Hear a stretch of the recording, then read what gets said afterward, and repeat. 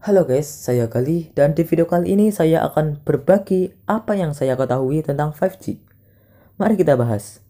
Dulu internet mobile datang, lalu aplikasi chatting mulai banyak dipakai. SMS, bayar per karakter bahkan. Udah habis ceritanya setelah internet mulai datang. Lalu 3G, 4G datang, bawa inovasi karena kecepatan yang lebih tinggi, mulai dari toko online, ojek online, bahkan YouTube mulai gantiin TV. Katanya, internet memang mempengaruhi banyak sekali aspek dari kehidupan kita sebagai manusia. Gratis ongkir juga. Sangat banyak. Lagi pula. Nah, sekarang generasi yang kelima atau 5G sudah ada di depan mata. Smartphone dengan teknologi 5G juga udah mulai banyak yang hadir ke Indonesia tahun ini. Ya, meskipun di Indonesia 5G belum diterapkan, tapi pastinya nanti juga akan diterapkan. Jadi, apa itu 5G? Teknologi 5G ini punya frekuensi lebih dari satu, tidak seperti generasi pada sebelumnya. Yang pertama, sub-6 atau di bawah 6 GHz.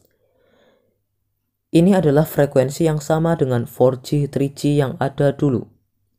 Ini akan diimplementasikan di wilayah Asia. Nah, kelebihan dari frekuensi ini adalah jangkauan yang panjang dan frekuensi ini adalah menggunakan pita yang sama dengan generasi sebelumnya, yaitu 4G atau 3G. Lalu kemudian yang kedua adalah frekuensi millimeter wave. Ini menggunakan frekuensi lebih tinggi, tapi jaraknya lebih pendek. Frekuensi ini ditargetkan untuk menggantikan koneksi internet broadband karena jaraknya yang sangat pendek dan kecepatannya yang super tinggi. Atau frekuensi ini juga bisa digunakan untuk menambal konektivitas di daerah yang sangat padat. Tapi sayangnya ini belum cocok dan belum direncanakan untuk wilayah Asia. Nah, hal yang perlu dicatat adalah seluruh frekuensi tadi adalah frekuensi yang aman karena gelombang elektromagnetiknya ada di bawah frekuensi cahaya. Bisa kita lihat jika dari infrared ke bawah itu aman untuk kita sebagai manusia dan hewan dan juga tumbuhan. Lalu, apa keuntungan 5G? Pertama, latensi yang rendah. Latensi adalah jeda waktu yang dibutuhkan ketika perintah yang kita kirimkan sampai perintah tersebut tersampaikan dan terlaksanakan. Jadi misal saya main PUBG, saya pencet tombol tembak. Nah, berapa jeda waktu yang dibutuhkan sampai tembakan tersebut benar-benar ditembakkan dalam game? Itulah yang disebut latensi. Lalu apa saja yang bisa terjadi dengan latensi yang rendah? Cloud gaming contohnya.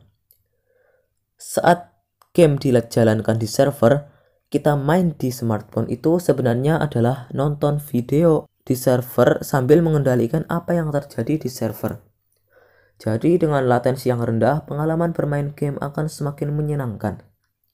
Kemudian, kalau kita bicara pengendalian, drone misalnya, bisa jadi drone pengendaliannya menggunakan jaringan 5G. Jadi, gak akan ada lagi cerita drone ke bawah angin, terus lepas dari wifi, lalu drone-nya hilang entah kemana. Dan bahkan, dengan latensi yang rendah ini, dokter bisa melakukan operasi dari jarak jauh tanpa bertemu langsung dengan si pasien. Tapi tentunya menggunakan mesin atau robot yang berteknologi 5G. Hal tersebut bisa terjadi karena 5G mempunyai latensi yang sangat rendah. Lalu keuntungan yang kedua, 5G memiliki daya tampung jaringan yang lebih besar daripada 4G. Yap, dengan 5G daya tampung jaringan akan menjadi lebih besar. Jadi tempat-tempat yang padat penggunanya akan bisa terlayani semua kebutuhan internetnya dengan lebih baik. Jadi satu tiang pemancar jaringan 5G bisa memancarkan jaringan yang lebih banyak daripada 4G. Teoritis, ini akan menjadi lebih murah. Jadi, ini akan menguntungkan operator dan juga kita sebagai konsumen. Nah, keuntungan yang kedua tadi, menurut saya lebih penting daripada keuntungan yang ketiga, yaitu kecepatan transfer yang tinggi. Ya, karena sebenarnya kecepatan transfer 4G yang sekarang itu sudah termasuk kenceng. Tapi ini menjadi penting karena dengan 5G kita bisa mendownload gambar ataupun video ataupun file ataupun yang lainnya dengan lebih cepat daripada 4G. Lalu dari semua penjabaran tadi, berapakah harga 5G? Apakah mahal? Sebenarnya semakin banyak yang ditawarkan, harga bisa semakin turun. 3G lebih murah dari 2G, 4G lebih murah dari 3G, 5G sudah sepantasnya lebih murah dari 4G. Tapi tentunya pada saat sudah settle, pada saat sudah diterapkan secara merata. Jangan lihat dari pertama kali diimplementasikan, ya pastinya lebih mahal lah. Tapi lihat 4G sekarang itu lebih murah daripada 3G zaman dahulu.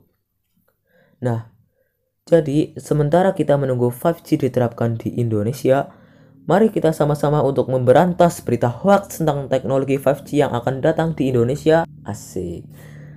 Sekian video kali ini, semoga bermanfaat dan terima kasih. Kita ketemu lagi di video-video selanjutnya. Yo.